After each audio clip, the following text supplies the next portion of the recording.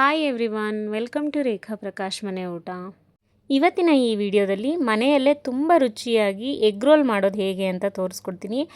ಬನ್ನಿ ಹಾಗಿದ್ರೆ ಹೇಗೆ ಮಾಡೋದು ನೋಡ್ಕೊಳ್ಳೋಣ. ಮತ್ತು ಏನೇನು ಇಂಗ್ರೀಡಿಯೆಂಟ್ಸ್ ಬೇಕು ಅಂತ ನಾನಿಲ್ಲಿ ಡಿಸ್ಪ್ಲೇ ಮಾಡ್ತಾ ಇದ್ದೀನಿ ನೋಡಿ. ಈರುಳ್ಳಿ, ಕ್ಯಾಪ್ಸಿಕಮ್, ಕ್ಯಾರೆಟ್, ಕ್ಯಾಬೇಜು, ಲೆಮನ್ ಮತ್ತು 2 ಮೊಟ್ಟೆ, ಅದಕ್ಕೆ ಸ್ವಲ್ಪ ಚಾಟ್ ಮಸಾಲ, ರುಚಿಗೆ ತಕ್ಕಷ್ಟು ಉಪ್ಪು, ಖಾರಕ್ಕೆ ತಕ್ಕಷ್ಟು ಖಾರದ ಪುಡಿ, ಸ್ವಲ್ಪ ಪೆಪ್ಪರ್ ಪೌಡರು, ಜೊತೆಗೆ ಟೊಮ್ಯಾಟೊ ಕೆಚಪ್ ಮತ್ತು ಮಯೋನೈಸ್. ವೆಜಿಟೇಬಲ್ಸ್ನ ಸ್ವಲ್ಪ ಸಣ್ಣದಾಗಿ ಕಟ್ ಮಾಡ್ಕೊಳ್ಬೇಕಾಗುತ್ತೆ, ನಾನು ತೋರಿಸಿದ್ದೀನಲ್ಲ ಹಾಗೆ.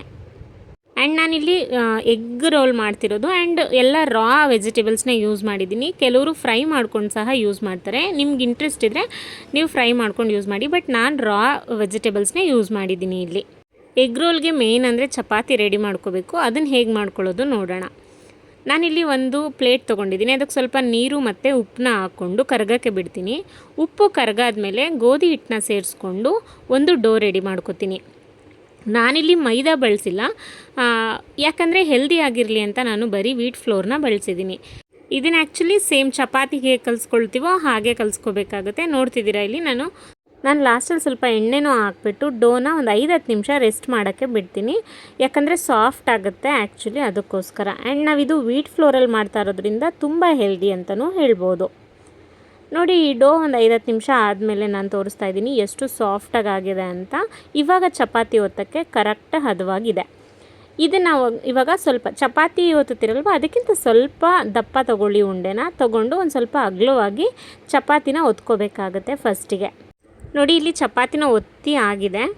ಇವಾಗ ನಾವು ಎಗ್ದು ಒಂದು ಮಿಕ್ಸ್ಚರ್ ರೆಡಿ ಮಾಡ್ಕೋಬೇಕಾಗುತ್ತೆ. ಅದಕ್ಕೆ ನಾನು 2 ಮೊಟ್ಟೆ ಹಾಕ್ಕೊಂಡಿದ್ದೀನಿ, ಸ್ವಲ್ಪ ಉಪ್ಪು, ಸ್ವಲ್ಪ ಮೆಣಸು, ಸ್ವಲ್ಪ ಖಾರದ ಪುಡಿ ಜೊತೆಗೆ ಹಾಕ್ಬಿಟ್ಟು ಎಲ್ಲನೂ ನೀಟಾಗಿ ಈ ಥರ ಬೀಟ್ ಮಾಡಿ ಇಟ್ಕೊತೀನಿ. ಇವಾಗ ನೋಡಿ, ತವ ಕಾಯಕ್ಕೆ ಇಟ್ಕೊಂಡು ಚಪಾತಿನ ಫಸ್ಟ್ಗೆ ಬೇಯಿಸ್ಕೋಬೇಕಾಗಿರುತ್ತೆ. ನಾನಿಲ್ಲಿ ಒತ್ತಿದಂಥ ಚಪಾತಿನ ತವ ಮೇಲೆ ಹಾಕಿ 2 ಸೈಡು ಚೆನ್ನಾಗಿ ಬೇಯಿಸ್ಕೊತೀನಿ.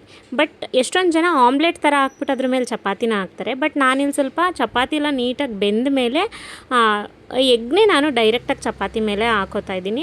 ಸೊ ದಟ್ ಚೆನ್ನಾಗಿ 2 ಸೈಡು ಬೆಂದಿದ್ರೆ ಚೆನ್ನಾಗಿರುತ್ತೆ ಚಪಾತಿ ಅಂತ ಅಷ್ಟೇ. ಬಟ್ ನಿಮ್ಗೆ ಹೇಗೆ ಕನ್ವೀನಿಯೆಂಟ್ ಹಾಗೆ ಹಾಕೋಬೋದು. ಒಟ್ಟು ಒಂದು ಆಮ್ಲೆಟ್ ಥರ ಹಾಕ್ಕೊಂಡಾದ್ರೂ ಹಾಕೋಬೋದು, ಇಲ್ಲ ನೀವು ಡೈರೆಕ್ಟಾಗಿ ಈ ಥರ ಮೇಲೆ ಸ್ಪ್ರೆಡ್ ಮಾಡಿಬಿಟ್ಟು ಚಪಾತಿ ಮೇಲೆ 2 ಸೈಡ್ ನೀಟಾಗಿ ಬೇಯಿಸ್ಕೋಬೇಕಾಗುತ್ತೆ. ನಾನಿಲ್ಲಿ ನೋಡಿ ಫ್ಲಿಪ್ ಮಾಡಿ ತೋರಿಸ್ತಾ ಇದ್ದೀನಿ. ನೀಟಾಗಿ ಫ್ಲಿಪ್ ಆಗುತ್ತೆ, ಬಟ್ ಸ್ವಲ್ಪ ಆಚೆ ಈಚೆ ಸ್ಪ್ರೆಡ್ ಆಗುತ್ತೆ. ಬಟ್ ಡೋಂಟ್ ವರಿ, ಟೇಸ್ಟ್ ಚೆನ್ನಾಗಿರುತ್ತಲ್ಲ, ಆಮೇಲೆ ಕ್ಲೀನ್ ಮಾಡಿಕೊಂಡ್ರೆ ಆಗುತ್ತೆ. 2 ಸೈಡು ಬೆಂದ ಮೇಲೆ ನೋಡ್ತಾ ಇದ್ದೀರಲ್ವ, ನಾನು ಎಲ್ಲ ವೆಜಿಟೇಬಲ್ಸ್ನೂ ಹಾಕೋತಾ ಇದ್ದೀನಿ.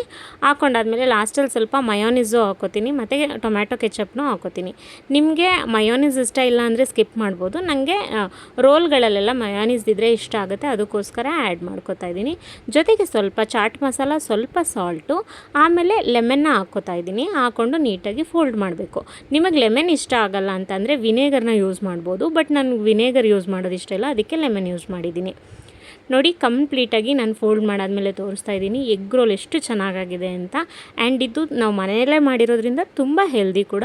ಸೊ ನೋಡಿದ್ರಿ ಅಲ್ವಾ ಎಗ್ ರೋಲ್ನ ಮನೇಲೇ ಹೇಗೆ ಮಾಡ್ಕೊಳ್ಳೋದು ಅಂತ. ಇದಾಗಿತ್ತು ಇವತ್ತಿನ ಸ್ಪೆಷಲ್ ರೆಸಿಪಿ. ಯಾರೆಲ್ಲ ನನ್ನ ಚಾನಲ್ನ ಇನ್ನೂ ಸಬ್ಸ್ಕ್ರೈಬ್ ಮಾಡ್ಕೊಳ್ಳೋದಿಲ್ಲ ನೋಡ್ತಾ ಇದ್ದೀರಾ, ಪ್ಲೀಸ್ ಒಂದು ಸಬ್ಸ್ಕ್ರೈಬ್ ಮಾಡ್ಕೊಂಡು ನೋಡಿ. ಹಾಗೆ ಈ ವಿಡಿಯೋ ಇಷ್ಟ ಆಗಿದ್ರೆ ದಯವಿಟ್ಟು ಲೈಕ್ ಮಾಡಿ. Thank you so much.